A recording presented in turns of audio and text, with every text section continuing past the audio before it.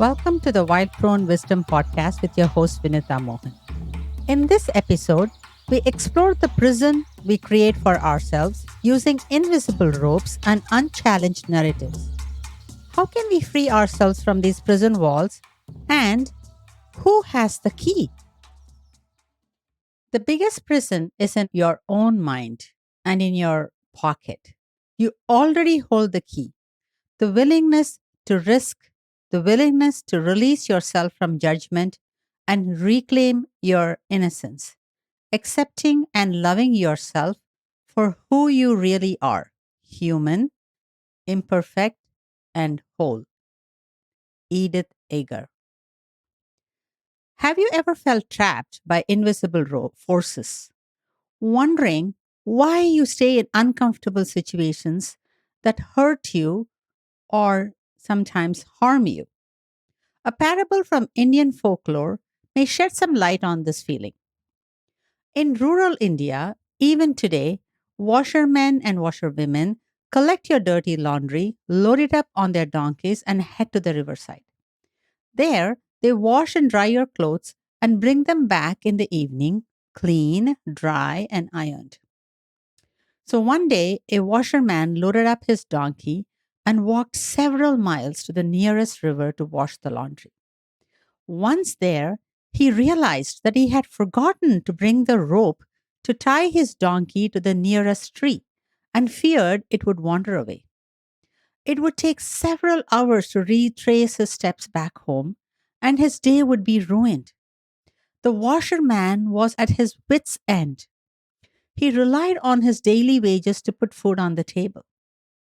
As he sat there feeling defeated, a wise man passed by and noticed his distress. The washerman explained his predicament, and the wise man smiled. He said, "That's not a problem at all. Pretend you have a long rope and tie the rope around the donkey's neck and fasten it to the tree. The donkey won't move." So the washerman did just that. And lo and behold, it worked. The donkey stayed there motionless and did not move the entire day. At around sunset, the washerman was done. He loaded up the donkey with the clean, washed laundry and was about to walk back home. But now the donkey refused to move. No matter how much he pushed and prodded, it would not budge. The man was just bewildered. He didn't know what to do. Almost in tears, he ran around looking for the wise man. He found him under the shade of a nearby tree. The washerman once again implored him to help him out. The wise man laughed. He said, "That's not a problem at all. You pretended to tie him. Now you must pretend to untie the donkey. That's why he is not moving." The washerman rushed back, pretended to untie the donkey, and wonder of wonders, the donkey started walking back home. This story really stuck me. It's funny, yet profound, because we have all been that donkey at some point in our lives. Just like that donkey, we can be tied down by invisible ropes even when there is nothing truly holding us back. As I thought about the donkey's predicament, I was reminded of Pavlov's experiments with conditioned stimulus and conditioned responses of his dog. Pavlov rang a bell and his dog salivated, not because food was present, but because the dog had been conditioned to expect it. Over time, the ringing of the bell alone triggered the dog's response. Now think about us. What invisible ropes do we have tied around our necks? What bells do we salivate to? The conditioning we receive early in life from our families, teachers, culture, and society shapes us, often without us even knowing it. Our unconscious beliefs influence our choices far more than we realize. Neuropsychologist Rick Hanson explains, in each moment, our conscious awareness takes in 40 stimuli. Our unconscious awareness takes in 40 million. It's a 1 to million ratio. So, who's really running the show? It is laughable to think that we are making conscious choices and that we have free will. Most of our choices come from deeply embedded automatic responses shaped by past conditioning. Psychologist Edith Eger, in her work, talks about the mental prisons we create based on our unconscious biases and conditioning. We convince ourselves that these beliefs are the absolute truth, and then we go looking for someone else to let us out of these mental cages. We beg and plead or blame others, whether it's our spouse, boss, parent, or even society, hoping they will free us. But here's the irony: they don't have the key. We do. The key to our freedom is in our own pocket. We create our own prisons, our own limitations based on the stories we tell ourselves on what we can and what we cannot do. We give our power away to others to give us permission to take care of ourselves and to be kind to us. We think we have power in situations where we don't. We never had and we never will.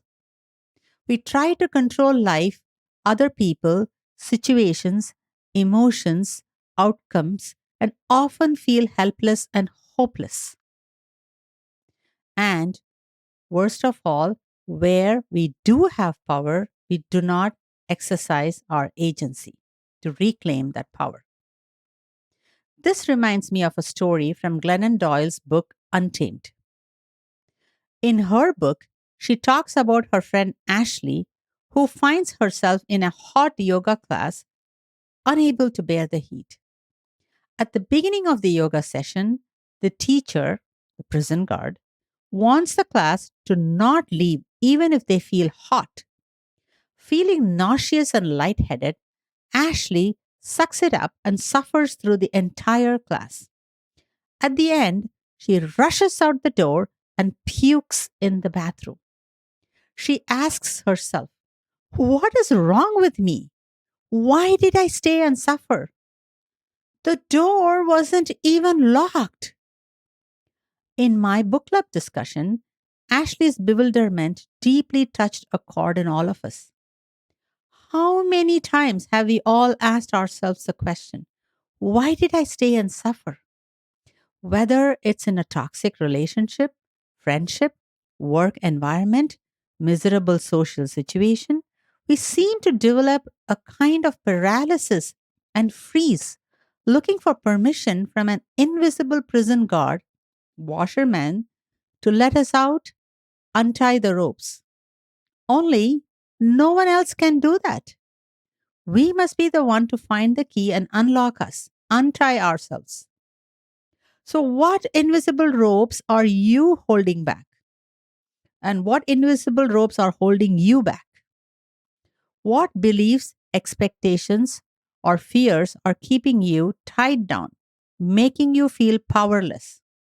Whether it's trying to meet societal expectations, trying to control outcomes, or seeking validation from others, we often give our power away.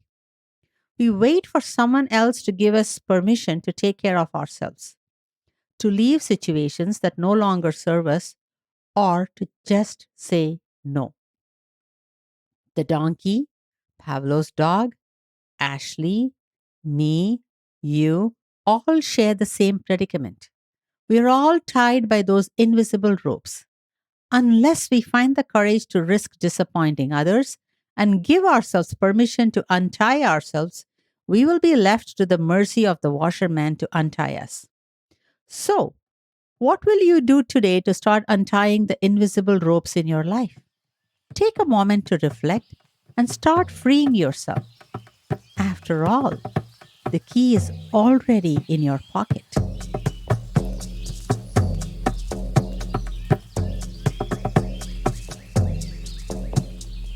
Thanks for listening to this episode of the Wild Crone Wisdom with your host Vinutha Mohan. I'm a licensed marriage and family therapist from the Bay Area, California, specializing in trauma and attachment repair. I'm also a certified EMDR specialist and a certified shamanic practitioner. In this podcast series, we delve into the journey of our spiritual essence having a human experience. While many social scientists study human emotions, thoughts, and behaviors, and others explore transcendental experiences, few bridge the gap to help embody the spiritual wisdom in everyday life. I call this the psycho spiritual path. Through this podcast, I hope to share bite sized practical insights for navigating life as an empowered sovereign being. If you found this episode valuable, we'd greatly appreciate your support. Please consider rating, reviewing, commenting, and subscribing on your podcast platform to help us reach a wider audience. You can explore more of my writings on Medium by following the link in the show notes. We'd also love to hear about your experience, so feel free to share your thoughts with us at Wild Crone Wisdom Podcast at gmail.com. Thank you for being part of our journey. Please be advised the information provided in the Wild Crone Wisdom podcast is intended for general information purposes only. Vinutha Mohan is a licensed therapist and healer.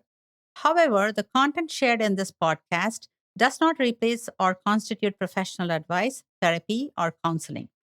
It is essential to consult with a qualified mental health professional for personalized guidance regarding your unique circumstances. Thank you.